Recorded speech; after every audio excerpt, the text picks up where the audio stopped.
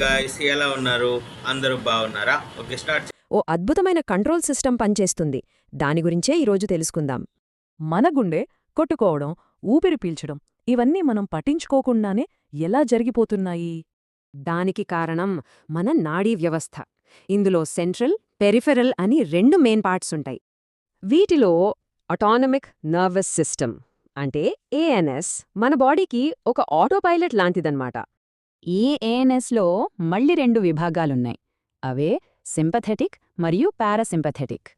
ఒకటి fight or ఫ్లైట్కి ready చేస్తే, మరొకటి రెస్ట్ అండ్ డైజెస్ట్కి హెల్ప్ చేస్తుంది. ఈ సిస్టమ్స్ అడ్రినాలిన్, ఎసిటైల్ కోలిన్ లాంటి కెమికల్ మెసెంజర్స్తో కమ్యూనికేట్ చేస్తాయి. అయితే ఈ న్యాచురల్ కమ్యూనికేషన్ సిస్టమ్ని మనం మందులతో మార్చేయొచ్చు, కంట్రోల్ కూడా చేయొచ్చు. అడ్రినెర్జిక్ అగోనిస్ట్ అనేవి అడ్రినలిన్ లాగే పనిచేసి ఫైట్ ఆర్ ఫ్లైట్ రెస్పాన్స్ని యాక్టివేట్ చేస్తాయి. ఇక అడ్రినర్జిక్ యాంటగోనిస్ట్ ఏమో దానికి పూర్తిగా రివర్స్, అడ్రినలిన్ ప్రభావాన్ని బ్లాక్ చేస్తుంది. ఎపిపెన్ గురించి వినే ఉంటారు. ఇది ఎపినెఫ్రిన్ అనే పవర్ఫుల్ అడ్రినర్జిక్ అగోనిస్ట్ని రిలీజ్ చేస్తుంది. తీవ్రమైన అలర్జీలు, కార్డియాక్ అరెస్ట్ లాంటి ప్రాణాపాయ స్థితుల్లో ఇది ప్రాణాల్ని కాపాడుతుంది. దాని ప్రభావానికి కారణం దాని కెమికల్ స్ట్రక్చర్, కరెక్ట్గా రిసెప్టార్స్తో బైండ్ అయ్యేలా చేస్తుంది. సరే, ఇప్పుడు మరో సిస్టమ్ చూద్దాం. అదే కోలినర్జిక్ పాత్వే, అంటే రెస్ట్ అండ్ డైజెస్ట్ సిగ్నల్స్ అన్నమాట. కోలినర్జిక్ బ్లాకింగ్ ఏజెంట్స్ ఏం చేస్తాయంటే ఈ రెస్ట్ అండ్ డైజెస్ట్ సిగ్నల్స్ని ఆపేస్తాయి. అట్రోపిన్ దీనికి బెస్ట్ ఎగ్జాంపుల్. ఒకప్పుడు కళ్ళని అందంగా మార్చడానికి వాడేవారట, తెలుసా? సో ఈ సిగ్నల్స్ని యాక్టివేట్ చేయడం, బ్లాక్ చేయడం, ఈ బ్యాలెన్సే మోడర్న్ మెడిసిన్కి బేసిస్. అంటే మన బాడీ ఆటోపైలట్ని ఇప్పుడు కెమికల్స్తో కంట్రోల్ చేస్తున్నాం. మరి దీనివల్ల మన హెల్త్ ఫ్యూచర్ ఎలా ఉండబోతోంది? సాధారణంగా ఎవరికైనా చెయ్యో లేదా కాలు ఎముకో విరిగితే మనం వెంటనే ఒక ఎక్స్రే తీస్తాం కదా. అందులో ఆ విరిగిన గీత చాలా స్పష్టంగా కనిపిస్తుంది. డాక్టర్ వెంటనే ఇదిగో ఇక్కడ విరిగింది అని చూపిస్తారు. అవును, అదొక ఇంజనీరింగ్ లెక్కలాగా చాలా స్పష్టంగా కనిపిస్తోంది. కరెక్ట్. కానీ ఫార్మస్యూటికల్ కెమిస్ట్రీలోకి, అందులోనూ ముఖ్యంగా మన శరీరంలోని అదృశ్య వ్యవస్థల పనితీరులోకి వెళ్తే మాత్రం ఆ ఎక్స్రే మెషిన్ ఏమాత్రం పనిచెయ్యదు.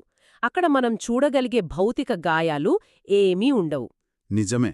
ఎందుకంటే మనకు తెలియకుండానే మన కనుపాప సైజును మార్చే, మన గుండె వేగాన్ని పెంచే ఒక అదృశ్య రసాయన వ్యవస్థ మన శరీరంలో నిరంతరం పనిచేస్తూనే ఉంటుంది. సో ఈనాటి మన లోతైన విశ్లేషణలో ఫార్మస్యూటికల్ కెమిస్ట్రీకి సంబంధించిన చాప్టర్ 6లో ఉన్న ఒక అత్యంత సంక్లిష్టమైన సబ్జెక్ట్ను విశ్లేషించబోతున్నాం. అదే మన శరీరంలోని ఆటోపైలట్ వ్యవస్థ అయిన ఆటోనామిక్ నర్వస్ సిస్టమ్, అంటే క్లుప్తంగా ఏఎన్ఎస్. అలాగే ఈ వ్యవస్థను నియంత్రించే అద్భుతమైన ఔషధాల గురించి కూడా లోతుగా చర్చించబోతున్నాం. ఈ అటానమిక్ నర్వస్ సిస్టమ్ అనేది నిజంగా శరీరంలోని ఒక అద్భుతమైన కంట్రోల్ రూమ్ అని చెప్పాలి. మన మెదడు, అలాగే వెన్నెముక, దేహంలోని ఇతర అవయవాలతో ఎలా కమ్యూనికేట్ చేస్తాయి అన్నదే ఈ వ్యవస్థ ముఖ్య ఉద్దేశం. అంటే మన ప్రమేయం లేకుండానే లోపలంతా జరిగిపోతుందన్నమాట. ఖచ్చితంగా. ముఖ్యంగా విసర అంటే గుండె, ఊపిరితిత్తులు, జీర్ణాశయం, రక్తనాళాలు లాంటి అంతర్గత అవయవాల పనితీరును మనం కావాలని నియంత్రించలేం కదా. ఇప్పుడు గుండె కొట్టుకోవాలి, ఇప్పుడు జీర్ణక్రియ జరగాలి అని మనం ఆదేశించలేం. రైట్. అది అసంకల్పితంగా దానంతటదే జరిగిపోతుంది. అవును. ఈ మొత్తం ప్రక్రియను హైపోథాలమస్ అనే మెదడులోని ఒక చిన్న భాగం నిరంతరం పర్యవేక్షిస్తూ ఉంటుంది. ఈ వ్యవస్థ సక్రమంగా పనిచేయడానికి శరీరంలో కొన్ని ప్రత్యేకమైన న్యూరో ట్రాన్స్మిటర్లు, అంటే రసాయన సందేశకులన్నమాట, అవి నిరంతరం పనిచేస్తూనే ఉంటాయి. అయితే ఆ రసాయనాలు ఏమిటో తెలుసుకునే ముందు అసలు ఈ ఆటోపైలట్ వ్యవస్థ ఎలా విభజించబడిందో చూద్దాం. మన నర్వస్ సిస్టంలో ప్రధానంగా 2 రకాల మోడ్లు ఉంటాయి. ఒకటి సింపథెటిక్, రెండవది పారాసింపథెటిక్. అవును, ఈ రెండు చాలా కీలకం. దీన్ని అర్థం చేసుకోవడానికి ఒక చిన్న పోలిక తీసుకుందాం. సింపథెటిక్ వ్యవస్థ అనేది మనం నడిపే కారుకున్న యాక్సిలరేటర్ లేదా గ్యాస్ పెడల్ లాంటిది. ఇది కారు వేగాన్ని అమాంతం పెంచుతుంది. ఇక పారాసింపథెటిక్ వ్యవస్థ అనేది ఆ కారుకు ఉన్న బ్రేక్ లాంటిది. ఇది వేగాన్ని తగ్గించి వాహనాన్ని అదుపులో ఉంచుతుంది కదా. ఆ పోలిక చాలా ఖచ్చితమైనది. అయితే సైంటిఫిక్గా చూస్తే ఈ రెండు వ్యవస్థలు పుట్టే స్థానాలు, అవి శరీరంలో తీసుకొచ్చే మార్పులు పూర్తిగా భిన్నంగా ఉంటాయి. ముందుగా ఆ యాక్సిలరేటర్ లాంటి సింపథెటిక్ వ్యవస్థ గురించి చూద్దాం. ఓకే. ఇది ఎక్కడ్నుంచి మొదలవుతుందంటారు? ఇది మన వెన్నెముకలోని డోర్సోలెంబార్ ప్రాంతం నుండి పుడుతుంది. అంటే ఛాతీ మరియు నడుము పైభాగంలోని వెన్నెముక నాడల నుండి ఇది విస్తరించి ఉంటుంది. ఆ అంటే T1 నుండి L2 లేదా L3 వరకు అనమాట. కరెక్ట్. ఊహించని ప్రమాదం ఎదురైనప్పుడు, ఉదాహరణకు అడవిలో నడుస్తున్నప్పుడు అకస్మాత్తుగా ఒక పులి ఎదురయింది అనుకోండి, అప్పుడు మన శరీరాన్ని ఫైట్ లేదా ఫ్లైట్ అంటే ప్రాణాలతో పోరాడు లేదా అక్కడి నుంచి పారిపో అనే అత్యవసర పరిస్థితికి సిద్ధం చేసేది ఈ సింపథెటిక్ వ్యవస్థే. దీనికి ప్రధాన కారణం అడ్రినలిన్ లేదా నార్ అడ్రినలిన్ అనే రసాయనాలు. ఒక్క నిమిషం. ఆ సమయంలో శరీరంలో అసలు ఏం జరుగుతుంది? అంటే ఆ అడ్రినలిన్ వల్ల వచ్చే ఆకస్మిక మార్పులేమిటి? పులిని చూడగానే మెదడు వెంటనే సంకేతం పంపుతుంది. ఆ సింపథెటిక్ వ్యవస్థ అడ్రినలిన్ను రక్తంలోకి విడుదల చేస్తుంది. దీనివల్ల క్షణాల్లో గుండె వేగంగా కొట్టుకోవడం మొదలవుతుంది. ఎందుకంటే కండరాలకు ఎక్కువ ఆక్సిజన్ మరియు రక్తం కావాలి కాబట్టి. అక్షరాల. అలాగే ఊపిరితిత్తుల్లోని శ్వాసనాళాలు విశాలంగా తెరుచుకుంటాయి ఎక్కువ గాలి పీల్చుకోవడానికి. కనుపాపలు కూడా పెద్దవవుతాయి చీకటిలో స్పష్టంగా చూడటానికి. అదే సమయంలో ఒక ముఖ్యమైన పని జరుగుతుంది. జీర్ణక్రియ ఆగిపోతుంది. ఓ జీర్ణక్రియ ఎందుకు ఆగిపోతుంది? ఎందుకంటే ప్రాణాపాయంలో ఉన్నప్పుడు కడుపులో ఉన్న ఆహారాన్ని జీర్ణం చేయడం కంటే పారిపోవడమే ముఖ్యమైన పని కదా. సో ఆ జీర్ణాశయానికి వెళ్లే రక్తాన్ని కండరాలకు మళ్లిస్తుంది ఈ వ్యవస్థ. అబ్బా, అదొక పర్ఫెక్ట్ సర్వైవల్ మెకానిజం అనమాట. మరి రెండవది బ్రేక్ లాంటి పారాసింపథెటిక్ వ్యవస్థ గురించి కూడా తెలుసుకుందాం. ఇది ఎలా పనిచేస్తుంది? పారాసింపథెటిక్ వ్యవస్థ మెదడు కింది భాగంలో ఉండే క్రేనియల్ నాడులు మరియు వెన్నెముక కింది భాగమైన సాక్రల్ ప్రాంతం నుండి పుడుతుంది. అందుకే దీన్ని క్రేనియోసాక్రల్ అవుట్ఫ్లో అంటారు. రైట్. పులి వెళ్ళిపోయింది, ప్రమాదం ముగిసింది అనగానే మన శరీరాన్ని తిరిగి శాంతపరిచేది ఇదే. దీని లక్ష్యం రెస్ట్ అండ్ డైజెస్ట్ అంటే విశ్రాంతి తీసుకోవడం, ఆగిపోయిన జీర్ణక్రియను తిరిగి ప్రారంభించడం. ఇక్కడ పనిచేసే రసాయనమేమిటి? ఈ వ్యవస్థలో ప్రధానంగా పనిచేసే రసాయన సందేశకుడు ఎసిటైల్ కోలిన్.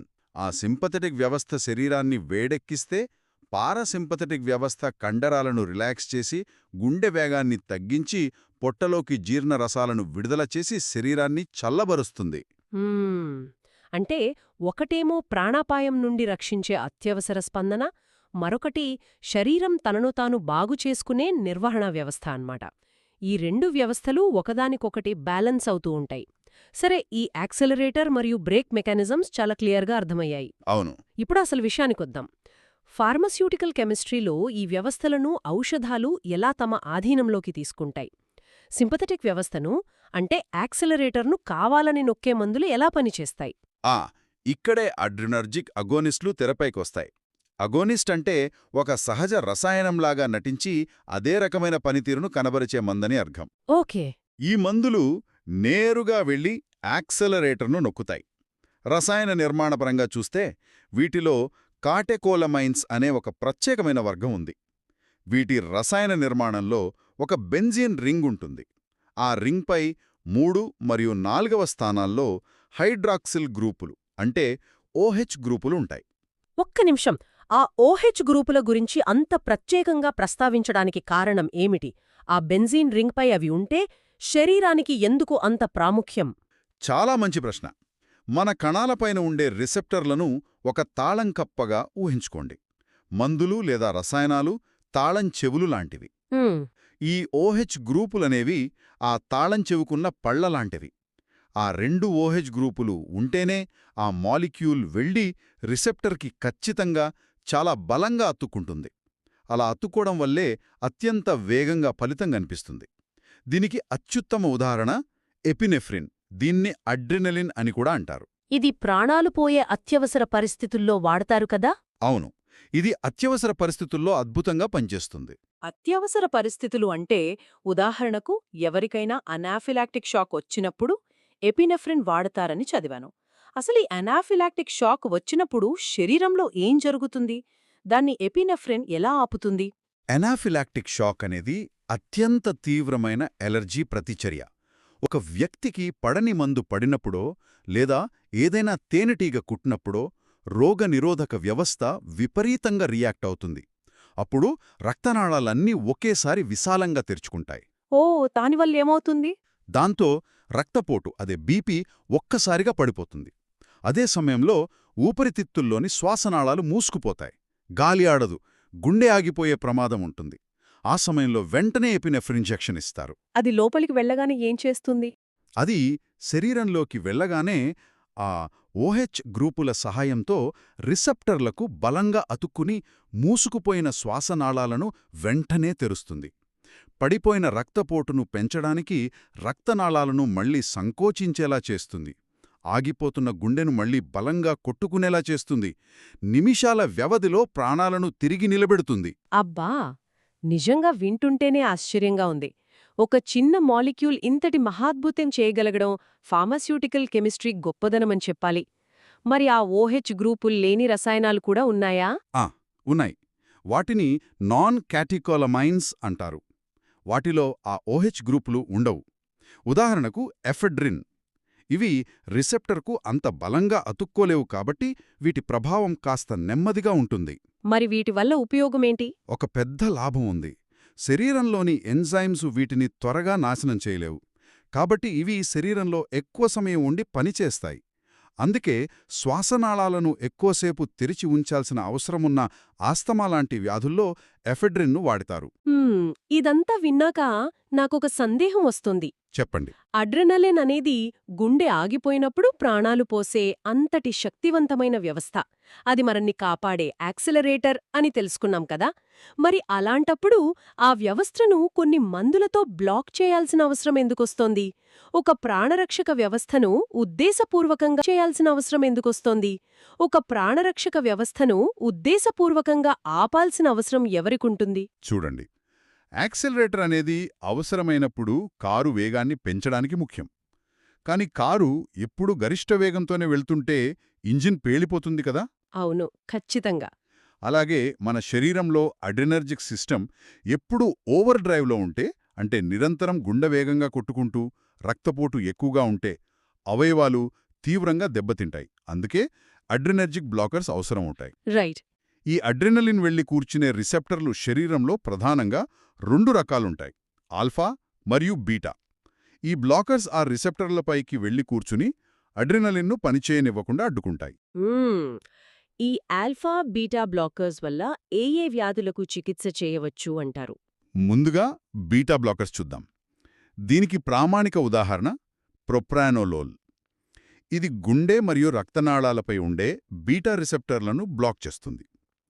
ఎవరికైనా అధిక రక్తపోటు ఉన్నప్పుడు గుండె అతిగా శ్రమించకుండా దాని వేగాన్ని తగ్గించి బీపీని నియంత్రించడానికి దీన్ని వాడతారు. ఓకే, వేరే ఉపయోగాలేమైనా ఉన్నాయా? ఉన్నాయి. తీవ్రమైన తలనొప్పి అయిన మైగ్రేన్ను నివారించడానికి కూడా ఇది ఉపయోగపడుతుంది. అత్యంత ఆసక్తికరమైన విషయమేమిటంటే, పబ్లిక్ స్పీకింగ్ లాంటివి ఉన్నప్పుడు వచ్చే స్టేజ్ ఫియర్ ఉంటుంది కదా, విపరీతమైన భయం వల్ల కొందరికి చేతులు కాళ్ళు వణుకుతాయి. దీనికి కారణం కండరాలలోని బీటా రిసెప్టర్లపై అడ్రినలిన్ ప్రభావం చూపడమే. ప్రొప్రానోలోల్ వాడినప్పుడు అది ఆ రిసెప్టర్లను బ్లాక్ చేస్తుంది కాబట్టి ఆ శారీరక వణుకు వెంటనే ఆగిపోతుంది. వావ్! అంటే మానసికమైన భయాన్ని ఈ మందు తగ్గించదు, కాని ఆ భయం వల్ల శరీరంలో వచ్చే భౌతిక ప్రకంపనలను అంటే ఆ రియాక్షన్ను అడ్డుకుంటుందన్నమాట. మరి ఆల్ఫా బ్లాకర్స్ చేసే పనేంటి? ఆల్ఫా బ్లాకర్స్కి ప్రాజోసిన్ ఒక బెస్ట్ ఉదాహరణ. రక్తనాళాల గోడల్లో ఆల్ఫా రిసెప్టార్లుంటాయి. అడ్రినలిన్ వాటిని తాకినప్పుడు రక్తనాళాలు కుంచుకుపోయి బీపీ పెరుగుతుంది. ఈ ప్రాజోసిన్ వెళ్లి ఆ రిసెప్టర్లను బ్లాక్ చేస్తుంది. కాబట్టి రక్తనాళాలు వ్యాకోచించి అంటే వెడల్పుగా మారి రక్తపోటు తగ్గుతుంది. చాలా క్లియర్. అంతేకాకుండా పోస్ట్ ట్రామాటిక్ స్ట్రెస్ డిజార్డర్ అంటే పీటీఎస్డీతో బాధపడేవారికి మెదడులోని కొన్ని ఆల్ఫా రిసెప్టర్లు ఓవరాక్టివ్ అవ్వడం వల్ల భయంకరమైన పీడకలలు వస్తుంటాయి. వాటిని తగ్గించడంలో కూడా ప్రోజోసిన్ వైద్యపరంగా అద్భుతంగా పనిచేస్తుంది. ఆల్ఫా బీటా బ్లాకర్స్ ద్వారా ఈ ఓవర్ డ్రైవ్ను అడ్డుకోవడం బాగా అర్థమైంది. కానీ మన శరీరం ఎప్పుడూ టెన్షన్ మోడ్లోనే ఉండి దాన్ని కేవలం మందుల ద్వారానే ఆపాల్సిన పనిలేదు గదా. సహజంగానే ప్రమాదం ముగిసిన తర్వాత ఈ యాక్సిలరేటర్ ఆగిపోయి శరీరం దానంతటదే కూల్డౌన్ అవ్వాలి. ఆ కూలింగ్ ప్రాసెస్ అసలు ఎలా మొదలవుతుంది? బ్రేకులు ఎలా పడతాయి? ఓకే, అక్కడే మన కొలినర్జిక్ సిస్టమ్ అంటే పారాసింపథెటిక్ వ్యవస్థ పని మొదలవుతుంది. ఈ రెస్ట్ అండ్ డైజెస్ట్ మోడ్లో ప్రధాన పాత్రధారి ఎసిటైల్ కొలిన్. ఓకే. అడ్రెనర్జిక్ వ్యవస్థలో ఆల్ఫా బీటా రిసెప్టార్లు ఉన్నట్లే ఈ కొలినర్జిక్ వ్యవస్థలో మస్కారినిక్ మరియు నికోటినిక్ అనే 2 ప్రధాన రిసెప్టార్లు ఉంటాయి. మస్కారినిక్ రిసెప్టర్లు గుండె, కండరాలు, గ్రంథులపై ఉంటాయి. నికోటినిక్ రిసెప్టర్లు అస్థిపంజర కండరాలపై ఉంటాయి. కొన్నిసార్లు శరీరంలో ఈ వ్యవస్థ మందగించినప్పుడు దాన్ని ఉత్తేజపరిచే మందులను వాడాల్సి వస్తుంది. వీటినే పారాసింపథోమిమిటిక్స్ అంటారు. పారాసింపథోమిమిటిక్స్ అనగానే నాకు వెంటనే పైలోకార్పిన్ గుర్తొస్తోంది. ఇది పైలోకార్పస్ అనే మొక్క నుండి తీసిన మందు కదా. దీనిని గ్లకోమా వ్యాధి చికిత్సలో వాడతారని విన్నాను. అసలీ గ్లకోమాలో కంటికి ఏం జరుగుతుంది? అక్కడ పైలోకార్పిన్ ఆ కొలినర్జిక్ రిసెప్టర్లపై ఎలా పనిచేస్తుంది? గ్లోకోమా అనేది ఎంటిలోపల పీడనం లేదా ఒత్తిడి పెరిగిపోయే ప్రమాదకరమైన వ్యాధి. మన కంటి లోపల ఆక్వియస్ హ్యూమర్ అనే ఒక ద్రవం ఎప్పుడూ ఉత్పత్తి అవుతూ ఒక డ్రైనేజ్ వ్యవస్థ ద్వారా బయటకు వెళ్ళిపోతూ ఉండాలి. అవును. ఆ డ్రైనేజ్ మూసుకుపోతే కంటి లోపల ద్రవం పెరిగిపోయి ఆప్టిక్ నర్వ్ దెబ్బతింటుంది. క్రమంగా చూపు పోతుంది. కంటిలో ఈ పైలోకార్పిన్ డ్రాప్స్ వేసినప్పుడు అది నేరుగా మస్కారినిక్ రిసెప్టర్లను తాకి కంటి కండరాలను సంకోచించేలా చేస్తుంది. అప్పుడా డ్రైనేజ్ తెరుచుకుంటుందా? ఖచ్చితంగా. కండరం అలా లాగబడగానే మూసుకుపోయిన ఆ డ్రైనేజ్ కాలువ తెరుచుకుంటుంది. దాంతో అదనపు ద్రవం బయటకు పోయి కంటిలోపలి ఒత్తిడి తగ్గుతుంది. ఈ పైలోకార్పిన్ లాంటివి రిసెప్టర్పై నేరుగా పనిచేసే డైరెక్ట్ యాక్టింగ్ మందులని అర్థమైంది. కానీ ఇండైరెక్ట్ యాక్టింగ్ అంటే పరోక్షంగా పనిచేసే మందులు కూడా ఉంటాయి కదా. ఇక్కడ ఈ 2 రకాల మందుల పనితీరు గురించి ఒక అనాలజీ తీసుకుందాం. ఒక బాత్టబ్ ఉందనుకోండి. ఆ బాత్టబ్లో నీళ్లు నింపడానికి మనం 2 పనులు చేయొచ్చు. ఒకటి, పంపు తిప్పి కొత్తగా నీళ్లు పోయడం. ఇది డైరెక్ట్ యాక్టింగ్ మందుల పని అనుకుందాం. రైట్. రెండవది, పంపు తిప్పకుండా ఆ టబ్బులో ఉన్న నీళ్లు బయటకు పోకుండా కింద ఉన్న డ్రైనేజ్ పైపుకు అడ్డుకట్ట వేయడం లేదా ప్లగ్ పెట్టడం. అప్పుడు సహజంగా వచ్చే కొద్దిపాటి నీరు కూడా ఆ టబ్బులో నిండిపోతుంది. నేను అర్థం చేసుకోవడం సరైనదేనా? 100% సరైనది. పరోక్షంగా పనిచేసే మందులు చేసేది ఖచ్చితంగా ఇదే. మన నాడీ వ్యవస్థలో విడుదలయ్యే ఎసిటైల్ కొలిన్ అనే నీటిని నిరంతరం నాశనం చేసి బయటకు పంపే ఒక ఎంజైమ్ ఉంటుంది. దాని పేరే కొలినెస్టరేజ్. అది ఆ డ్రైనేజ్ లాంటిదనమాట. ఆ ఎంజైమ్ను నియోస్టిగ్మైన్ మరియు ఎడ్రోఫోనియం లాంటి మందులు బ్లాక్ చేస్తాయి. దాంతో శరీరంలో సహజంగా ఉత్పత్తి అయిన ఎసిటైల్ కొలిన్ నశించిపోకుండా నాడుల వద్ద అలాగే నిలిచిపోయి ఎక్కువసేపు పనిచేస్తుంది. మరి ఈ డ్రైనేజ్ పైపును బ్లాక్ చేయాల్సిన అవసరం ఎలాంటి వైద్య పరిస్థితుల్లో వస్తుంది అంటారు? మయస్థీనియా గ్రావిస్ అనే ప్రాణాంతక ఆటోఇమ్యూన్ వ్యాధిలో ఇది అవసరమవుతోంది. ఈ వ్యాధిలో శరీర రోగనిరోధక వ్యవస్థ పొరపాటున కండరాల దగ్గర ఉండే నికోటినిక్ రిసెప్టర్లను ధ్వంసం చేస్తుంది. ఓహో, దానివల్ల కండరాలు పనిచెయ్యవా? అవును, రోగికి కండరాలు విపరీతంగా బలహీనపడిపోతాయి. కనురెప్పలు దానంతట అవే కిందికి పడిపోవటం, నమలడానికి, మింగడానికి, కనీసం ఊపిరి పీల్చుకోవడానికి కూడా కండరాల్లో శక్తి లేకపోవడం జరుగుతోంది. అప్పుడు ఈ నియోస్టిగ్మైన్ ఇస్తే అది ఆ కొలినెస్టరేజ్ ఎంజైమ్ను బ్లాక్ చేస్తుంది. అప్పుడు ఎసిటైల్ కొలిన్ స్థాయి పెరుగుతుందన్నమాట. అవును.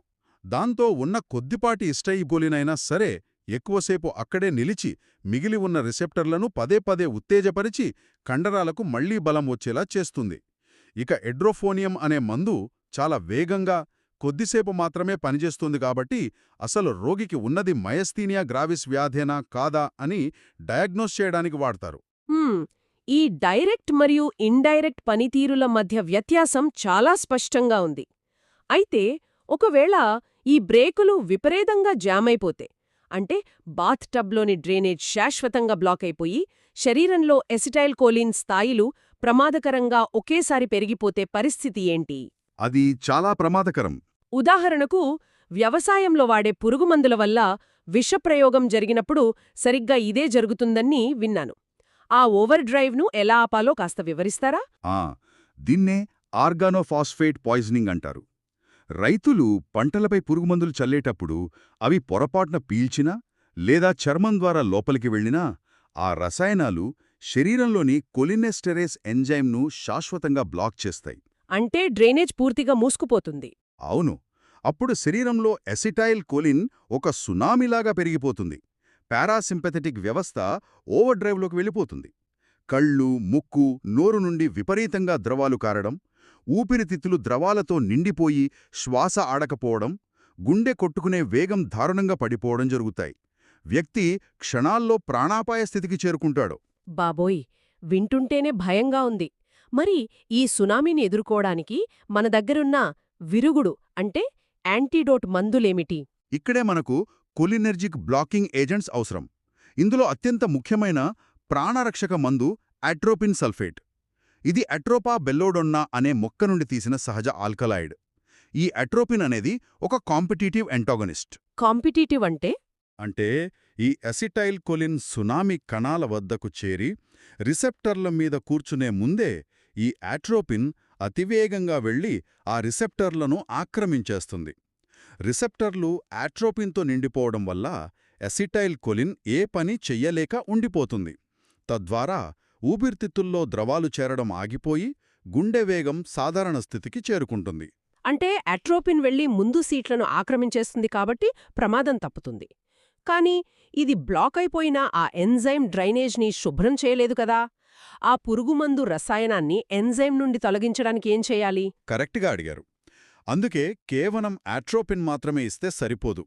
ఎంజైమ్ను తిరిగి యాక్టివేట్ చేయడానికి ప్రాలిడాక్సిన్ క్లోరైడ్ అనే మరొక అద్భుతమైన మందును వాడతారు. ఈ ప్రాలిడాక్సిన్ వెళ్లి ఆ ఎంజైమ్ను గట్టిగా పట్టుకున్న విష రసాయనాన్ని అంటే ఆ ఆర్గానోఫాస్ఫేట్ను బలవంతంగా లాగేసి ఎంజైమ్ను ఫ్రీ చేస్తుంది. ఓహో, అప్పుడు డ్రైనేజ్ క్లియర్ అవుతుంది. అవును, అప్పుడు ఆ ఎంజైమ్ తిరిగి పనిచేయడం మొదలుపెట్టి పేరుకుపోయిన ఎసిటైల్ కోలిన్ని నాశనం చేస్తుంది. ఈ అట్రోపిన్ మరియు ప్రాలిడాక్సిన్ కాంబినేషన్ అక్షరలా చావంచుల వరకు వెళ్లిన ఎంతోమంది రైతుల ప్రాణాలు కాపాడే ఆయుధం అని చెప్పొచ్చు. ప్రకృతిలోని మొక్కలైన అట్రోపా బెల్లడోన్నా లేదా పైలోకార్పస్ మన శరీరంలోని అత్యంత సంక్లిష్టమైన నాడీ వ్యవస్థను నియంత్రించే స్థాయిలో రసాయనాలను కలిగి ఉండటం నిజంగా ఆశ్చర్యకరం కదా. అవును, ప్రకృతిలో చాలా అద్భుతాలున్నాయి. అయితే ఈ సహజ మూలకాలను ఆధారం చేసుకుని శాస్త్రవేత్తలు ఇప్రాట్రోపియం బ్రోమైడ్ లాంటి సింథెటిక్ డెరివేటివ్స్ను కూడా తయారుచేశారు. సహజమైన అట్రోపిన్ ఉండగా ఈ సింథెటిక్ మందుల అవసరం ఎందుకొచ్చింది అంటారు? ఎందుకంటే అట్రోపిన్ అనేది సిస్టమిక్ డ్రగ్. అంటే ఇంజెక్షన్ ఇవ్వగానే అది శరీరమంతా విస్తరించి అన్ని అవయవాలపై పనిచేస్తుంది. ఒకవేళ ఆస్తమా పేషెంట్కి శ్వాసనాళాలు తెరుచుకోవడానికి అట్రోపిన్ ఇస్తే ఊపిరితిత్తులతో పాటు కళ్ళు పొడిబారడం, గుండె వేగంగా కొట్టుకోవడం లాంటి సైడ్ ఎఫెక్ట్స్ వస్తాయి. అర్థమైంది. అందుకే ఇప్రాట్రోపియం బ్రోమైడ్ను తయారుచేశారు. దీన్ని కేవలం ఇన్హేలర్ ద్వారా ఇస్తారు. ఇది నేరుగా ఊపిరితిత్తుల్లోకి మాత్రమే వెళ్ళి అక్కడ ఉన్న పారాసింపథెటిక్ బ్రేకులను తీసేసి శ్వాసనాళాలను విశాలంగా తెరుచుకునేలా చేస్తుంది. మిగతా శరీర భాగాలు దీనివల్ల ప్రభావితం కావు. ఆస్తమా లేదా సిఓపిడి పేషెంట్లకు ఇది చాలా సురక్షితం. దీన్ని బట్టి చూస్తే ఫార్మస్యూటికల్ కెమిస్ట్రీ అనేది బోర్డ్ మీద రాసే కేవలం అంతుచిక్కని అక్షరాలు, పాలిగాన్ స్ట్రక్చర్లు మాత్రమే కాదు అని అర్థమవుతోంది. అవును, ఖచ్చితంగా. మన శరీరపు అత్యంత సంక్లిష్టమైన ఆటోపైలట్ వ్యవస్థలైన సింపథెటిక్ మరియు పారాసింపథెటిక్ మధ్య జరిగే అద్భుతమైన సమతుల్యతను తంటికి కనిపించని ఖచ్చితమైన మాలిక్యూల్స్తో ఎలా బ్యాలెన్స్ చేస్తున్నారో అర్థం చేసుకోవడం. మనం ప్రమాదంలో ఉన్నప్పుడు వేగాన్ని పెంచే అడ్రినలిన్, మనం సేఫ్గా ఉన్నప్పుడు విశ్రాంతినిచ్చే ఎసిటైల్ కోలిన్, అలాగే ఆ బ్యాలెన్స్ దెబ్బతిన్నప్పుడు వాటిని సరిదిద్దే అడ్రినర్జిక్ మరియు కోలినర్జిక్ మందులు. ఈ రెండింటి చుట్టూ అల్లుకున్న సైన్స్ మన ప్రాణాలను ఎన్నిసార్లు కాపాడుతోందో వింటుంటే ఆశ్చర్యమేస్తోంది. ప్రతి డ్రగ్ వెనుక ఒక ఖచ్చితమైన లక్ష్యం, ఆ మాలిక్యూల్ వెళ్లి అతుక్కునే నిర్దిష్టమైన రిసెప్టర్. ఇవన్నీ ఒక అద్భుతమైన ఆర్కెస్ట్రాలా పనిచేస్తాయి. అవును, అటానమిక్ నర్వస్ సిస్టమ్ మరియు ఫార్మస్యూటికల్ కెమిస్ట్రీల కలయిక అంటేనే మాలిక్యూల్ స్థాయిలో జరిగే ఒక ప్రాణరక్షక యుద్ధం. ఏ రసాయనం ఏ రిసెప్టర్ కతుక్కుంటుంది, దానివల్ల ఎలాంటి శారీరక మార్పొస్తుంది అనేది తెలుసుకోవటం మానవ పరిణామంలోనే ఒక పెద్ద ముందడుగు అని చెప్పాలి. సో ఈ లోతైన విశ్లేషణను ముగించే ముందు ఇదంతా విన్నాక ఒక చిన్న కాని బలమైన ఆలోచన కలుగుతోంది. మన శరీరం భయంతో టెన్షన్ పడటం, ప్రశాంతంగా రిలాక్స్ అవ్వటం, కోపం తెచ్చుకోవటం ఇవన్నీ కేవలం మనస్సు చేసే పనులు మాత్రమే కాదని, అవి అడ్రినాలిన్ మరియు అసిటైల్ కొలిన్ లాంటి రసాయనాల మోతాదుల్లో జరిగే భౌతిక మార్పులే అని స్పష్టంగా అర్థమైంది కదా. 100%. అయితే ఫార్మస్యూటికల్ సైన్స్ మరింతగా అభివృద్ధి చెందుతున్న కొద్దీ భవిష్యత్తులో మన మానసిక స్థితులను, సున్నితమైన భావోద్వేగాలను కూడా ఇలాంటి మందులు ఎంత సులభంగా తమ ఆధీనంలోకి తీసుకోగలవో కదా. మనం సంతోషంగా ఉన్నామా లేక భయపడుతున్నామా అనేది కేవలం ఒక క్యాలిక్యులేటెడ్ రసాయన సమీకరణం మాత్రమేనా? ఈ ఆసక్తికరమైన ప్రశ్నను శ్రోతల ఆలోచనకే వదిలేద్దాం. సరికొత్త, మరింత లోతైన విశ్లేషణతో తదుపరిసారి మళ్ళీ కలుసుకుందాం. అప్పటివరకు ఈ విస్మయపరిచే సైన్స్ వెనుకున్న రహస్యాలను గురించి ఆలోచిస్తూ ఉండండి. నమస్కారం.